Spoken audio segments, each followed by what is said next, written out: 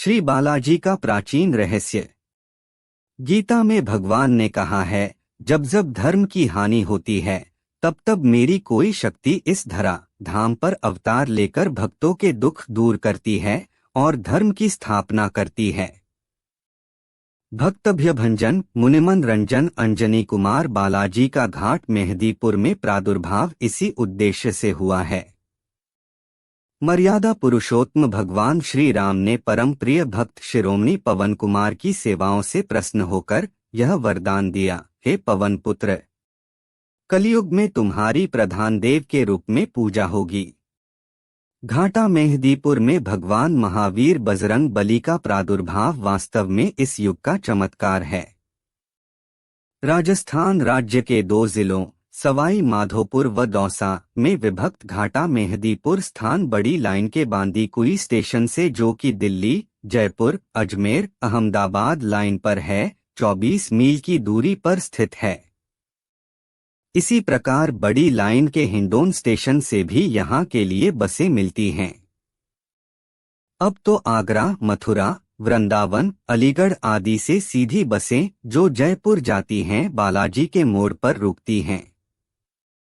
Frontier mail से Mahavir ji station पर उतरकर भी हिंडौन होकर बस द्वारा बालाजी रेलवे की बड़ी लाइन पर बयाना और महावीर जी स्टेशनों के बीच दिल्ली, मथुरा, कोटा, रतलाम, बड़ौदा, मुंबई लाइन पर स्थित है। हिंडौन से 1.25 घंटे का समय बालाजी तक बस द्वारा लगता है। यह स्थान 2 पहाड़ियों के बीच बसा हुआ बहुत आकर्षक दिखाई पड़ता है। यहाँ की शुद्ध जलवायु और पवित्र वातावरण मन को बहुत आनंद प्रदान करता है। यहाँ नगर जीवन की रचनाएं भी देखने को मिलेंगी। यहाँ 3 देवों की प्रधानता है, श्री बालाजी महाराज, श्री प्रेतराज सरकार और श्री कोतवाल भैरव। यह 3 देव यहाँ आज से लगभग 1000 वर्ष पूर्व प्रकट हुए थे। इनके प्रकट होने से लेकर अब तक 12 महंत इस स्थान पर सेवा पूजा कर चुके हैं और अब तक इस स्थान के 2 महंत इस स्थान पर सेवा पूजा कर चुके हैं और अब तक इस स्थान के 2 महंत इस समय भी विद्यमान हैं। सर्व श्री गणेशपुरी जी महाराज भूतपूर्व सेवक, श्री किशोरपुरी जी महाराज वर्तमान सेवक। यहाँ के उत्थान का युग श्री गणेशपुरी जी महाराज के समय से प्रारंभ हुआ और अब दिन प्रतिदिन बढ़ता ही जा रहा है। प्रधान मंदिर का निर्माण इन्हीं के समय में हुआ। सभी धर्मशालाएं इन्हीं के समय में बनी। इस प्रकार इनका सेवाकाल श्री बालाजी घाटा मेहदीपुर के इतिहास का स्वर्ण युग कहलाएगा। प्रारंभ में यहाँ घोर बीहड़ जंगल था। घनी झाड़ियों में शेरचीते, बघेरा आदि जंगली जानवर पड़े रहते थे। चोर डाकुओं का भी भय था। श्री महंत जी महाराज के पूर्वजों को, जिनका नाम अज्ञात है, स्वप्न हुआ और स्वप्न की अवस्था में ही वे उठकर चल दिए।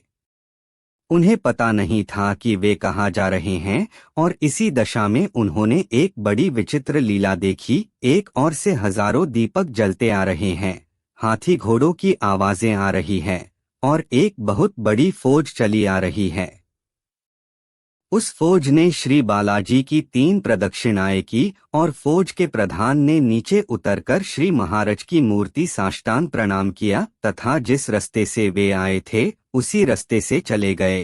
गोसाई जी महाराज चकित होकर यह सब देख रहे थे।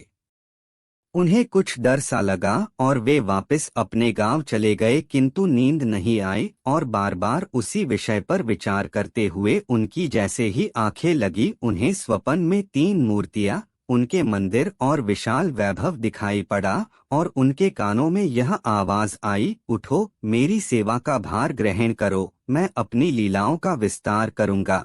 यह बात कौन कह रहा था? कोई दिखाई नहीं पड़ा। गोसाई जी ने एक बार भी इस पर ध्यान नहीं दिया।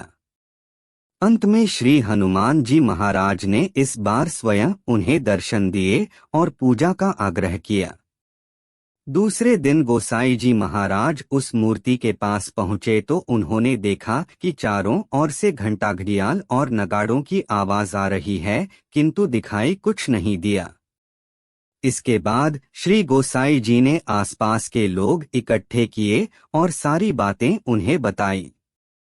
उन लोगों ने मिलकर श्री महाराज की एक छोटी सी तिवारी बना दी और यदाकदा भोग प्रसाद की व्यवस्था कर दी। कई एक चमत्कार भी महाराज की व्यवस्था कर दी। कई एक चमत्कार भी श्री महाराज ने दिखाए, किंतु यह बढ़ती हुई कला कुछ विधर्मियों के शासनकाल में फिर से लुप्त हो गई। किसी शासक ने श्री महाराज की मूर्ति को खोदने का प्रयत्न किया। सैकड़ों हाथ खोद लेने पर भी जब मूर्ति के चरणों का अंत नहीं आया तो वह हार मानकर चला गया।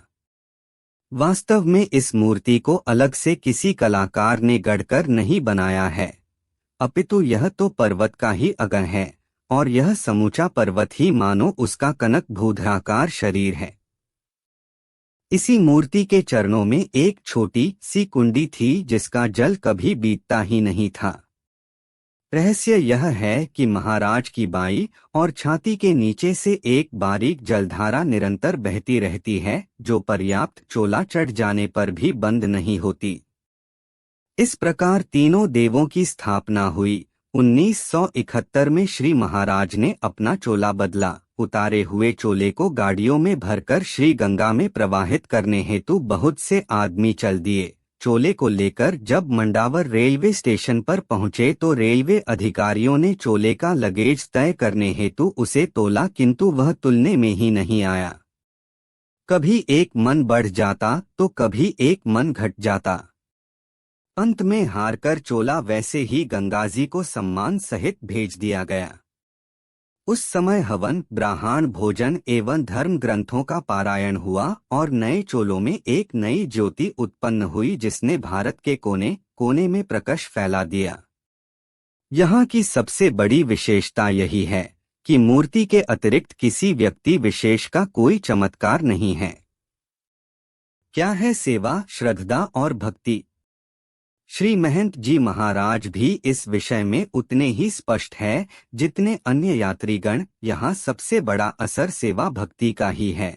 चाहे कोई कैसा भी बीमार क्यों न हो, यदि वह सच्ची श्रद्धा लेकर आया है तो श्री महाराज उसे बहुत शीघ्र स्वास्थ्य लाभ प्रदान करेंगे, इसमें कोई संदेह नहीं। भूत प्रेत की बाधा, पागलपन, मृगी, लकवा, टीबी, बांझपन या अन्य किसी भी प्रकार की कोई बीमारी क्यों न हो, अति शीघ्र दूर हो जाती है। यद्यपि हम लोग भौतिक विज्ञान के युग में रह रहे हैं, किंतु शायद श्री बालाजी के स्थान पर आकर सब कुछ भूल जाते हैं और तनमन से श्री चरणों के भक्त बन जाते हैं। जैसा कि कहा गया है, नास्तिक भी आस्तिक बन जाते हैं। मेहदीपुर दरबार। यहाँ आने पर ही मनुष्य को विदित होता है कि भूतादि किस प्रकार मानव जाति को पीड़ा पहुँचाते हैं तथा किस प्रकार उनसे छुटकारा मिलता है। जैसे ही दुखी आदमी मगराज के दरबार में आता है, उससे कुछ थोड़ा सा प्रसाद तीनों देवताओं को चढ़ाना पड़ता है, जिसमें श्री बालाजी महाराज को लड्डू का, श्री प्रेतराज सरकार को चावल का, श्री कोतवाल कप्तान भैरव को उड़द का प्रसाद लगाया जाता है। इस प्रसाद में से 2 लड्डू रोगी को खिलाए जाते हैं। बाकी बचा हुआ प्रसाद जानवरों को डाल दिया जाता है। जो ही मरीज उन 2 लड्डुओं को खाता है, त्यों ही वह झूमने लगता है और स्वयं ही भूत उसके शरीर में आकर बोलने लगता है। उसके ऊपर अपने आप ही भयंकर मार पड़ने लगती है। वह भागने की कोशिश करता है, किंतु अपने आप ही उसके हाथों में हथकड़ी और उसके पैरों में बेड़ी पड़ जाती है। वह अपने हाथों से अपने आप को सैकड़ों जूते मारता है, हाहाकार मचाता है। कभी महाराज की आज्ञा से वह धोख के पेड़ से उल्टा लटक जाता है, कभी उसमें आग जलाकर उसमें फूंक जाता है और फांसी या सूली पर लटक जाता है। यहाँ तक कि मारों से तंग आकर या तो वह महाराज के चरणों में बैठ जाता है, अन्यथा समाप्त कर दिया जाता है। ईमानदारी के साथ जो भूत श्री महाराज के चरणों में बैठ जाता है, उन्हें ये अपना दूत बना लेते हैं। संकट कट जाने के बाद प्रत्येक रोगी को भी महाराज की ओर से एक दूत मिलता है जो कि सदा उसके पास रहता है और आगे होने वाली किसी भी बात की सूचना देता रहता है। किंतु कभी कभी ऐसा भी देखने में आया है कि लोग दूत की बातों या बहकावे में आकर अपना नुकसान कर बैठते हैं। इन्हें अपने ही दूत से पथ प्रदर्शन मांगना चाहिए।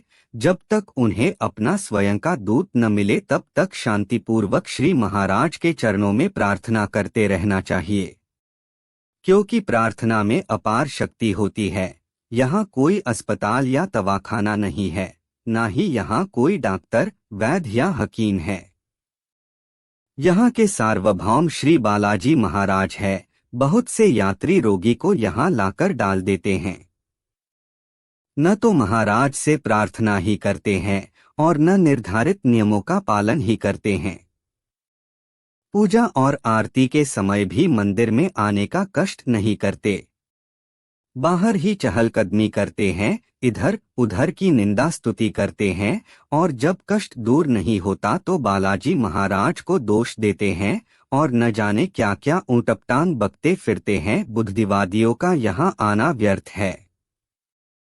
यहाँ तो अपने मान सम्मान की भी चिंता छोड़ देनी चाहिए। भगवान के दरबार में भक्त का कोई निजी मान सम्मान नहीं होता है। शायद आपने सुना होगा कि द्रौपदी जिस समय दुष्टों से घिरकर चिल्लाई थी, स्वयं बैकुंठनाथ ने आकर उसका चीज बढ़ाया था, गजरज को उबारा था और प्रहलाद को बचाया था। यह सब भक्ति का ही प्रभाव था। रामायण में गोस्वामी तुलसीदास जी ने कहा है, राम ही केवल प्रेम प्यारा, जानी लेहु जो जानन हारा। वास्तव में प्रार्थना में महान शक्ति निहित है।